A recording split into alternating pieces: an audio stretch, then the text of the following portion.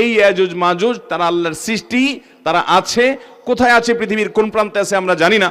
কেউ হয়তো বলবেন যে আজকে পৃথিবীতে স্যাটেলাইটের মাধ্যমে গোটা পৃথিবীর চতুর্পাশে মাটির নিচে কোথায় কি আছে সব বের করা গেছে, তাহলে ইয়াজুজ মাজুজ সম্পর্কে তারা কোনো কিছু বের করতে পারে না, এটা সত্য হয় কিভাবে? ইয়াজুজ মাজুজ সম্প্রদায় কারা এবং তারা কোথায় আছে, কখন তারা আত্মপ্রকাশ করবে? ভাইরা আমার, ইয়াজুজ এবং মাজুজ এদের সম্পর্কে আল্লাহ রাব্বুল আলামিন কোরআনে কারীমের সূরা কাহাফে আলোচনা করেছেন। ইয়াজুজ এবং মাজুজ এ দুটি সম্প্রদায় মানুষেরই একটা বিশেষ দুটি সম্প্রদায়। আদম আলাইহিস সালামের সন্তান আমরা যারা মানুষ হিসাবে পৃথিবীতে আছি, আমাদের পাশাপাশি অবিকল মানুষের মতোই মানুষেরই আরো দুটি বিশেষ ধরন আছে, যাদেরকে বলা হয়, একটাকে বলা হয় ইয়াজুজ আর একটা বলা হয় মাজুজ। এটা আদম আলাইহিস সালামের বংশেরই তিনটা ধারা বলতে পারেন। একটা হলো এই সাধারণ মানুষ, আর একটা হলো ইয়াজুজ এবং মাজুজ। তারাও মানুষেরই দুটি ধরন। এই ইয়াজুজ মাজুজ তাদের সংখ্যা সাধারণ মানুষের তুলনায় অনেক বেশি, এবং এই মানুষগুলো ইয়াজুজ মাজুজ তারা সাধারণ মানুষের উপরে জুলুম নিপীড়ন, তাদের অনেক শক্তি সামর্থ্য আছে, তারা যা খুশি তা করার মতো ওইরকম দৈহিক শক্তি আল্লাহ তাদেরকে দিয়ে রেখেছেন। তারা জুলুম নিপীড়ন করত। যুলকারনাইন নামক একজন শাসক ছিলেন হাজার হাজার বছর আগে। কোরআন সেই শাসকের ইতিহাস বর্ণনা করেছে। যুলকারনাইন শাসককে লোকজন মানুষেরা বলেছে যে ইয়াজুজ মাজুজ সম্প্রদায়রা আমাদের উপরে জুলুম অবিচার করে এবং ফিতনা ফাসাদ করে জমিনে, তাদেরকে কোনোভাবে নিয়ন্ত্রণ করা যায় না, সব তারা গ্রাস করে ফেলে সম্পদ। তাদের এই অবিচার থেকে, ফাসাদ থেকে আমাদের বাঁচাবার জন্য কোনো উদ্যোগ গ্রহণ করেন। তখন তাদেরকে কোনো একটা এলাকায়, সম্ভবত কোনো একটা পাহাড়ি এলাকায় তারা থাকতো, দিনের বেলায় এসে জুলুম করতো।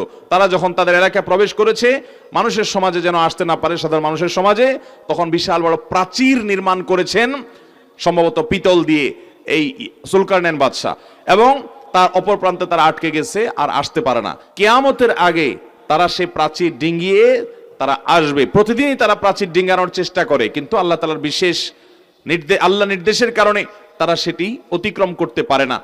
ইমাম মাহদি দুনিয়াতে তার আত্মপ্রকাশ হওয়ার পর, দাজ্জালের আগমনের পর এবং ঈসা আলাইহিস সালামের দুনিয়াতে নাজিল হওয়ার পর 4 নম্বরের কিয়ামতের বড় আলামত, একেবারে কিয়ামতের খুব কাছাকাছি সময় ইয়াজুজ মাজুজের আবির্ভাব হবে। তারা আবারও দুনিয়াতে তাদের সেই স্বরূপে আবর্তিত হবে। যখন তারা এরকম অবস্থা করবে, আল্লাহ রাব্বুল আলামিনের কাছে সাধারণ মানুষ দোয়া করবে। আল্লাহর নবী ঈসা আলাইহিস সালাম যিনি তখন আসবেন, তিনি দোয়া করবেন। তখন সবার সম্মিলিত দোয়ার কারণে আল্লাহ রাব্বুল আলামিন বিশেষ ধরনের পোকা ইত্যাদি দিয়ে তাদেরকে রোগ বালাই দিয়ে তাদেরকে ধ্বংস করবেন। সমূলে তারা শেষ হবে কিয়ামতের আগে। এই ইয়াজুজ মাজুজ তারা আল্লাহর সৃষ্টি, তারা আছে। কোথায় আছে, পৃথিবীর কোন প্রান্তে আছে আমরা জানি না। কেউ হয়তো বলবেন যে আজকে পৃথিবীতে স্যাটেলাইটের মাধ্যমে গোটা পৃথিবীর চতুর্পাশে মাটির নিচে কোথায় কি আছে সব বের করা গেছে, তাহলে ইয়াজুজ মাজুজ সম্পর্কে তারা কোনো কিছু বের করতে পারে না, এটা সত্য হয় কিভাবে? মনে রাখবেন, পৃথিবীতে বিজ্ঞানের বহু আবিষ্কার কোরআন নাজিলের শত শত হাজার হাজার বছর পর কোরআনের অনেক কথাকে প্রমাণ করেছে। আল্লাহ তাআলা কোরআনে বলেছেন, মানুষ ঘোড়া গাধা এই সমস্ত পশু, এগুলোর উপরে বাহন, এগুলোকে ব্যবহার করে, এগুলো দিয়ে চলাফেরা করে। এবং এই আয়াতের শেষে আল্লাহ তাআলা বলেছেন এরকম আরো অনেক বাহন হবে, বা এমন আরো অনেক বাহন যেগুলোর কথা তোমরা জানো না। আজ আমরা বাস, ট্রেন, গাড়ি, আমরা বিভিন্ন ইঞ্জিন চালিত নৌকা, আমরা দেখতে পাচ্ছি বিমান, বিভিন্ন রকমের রকেট ইত্যাদি।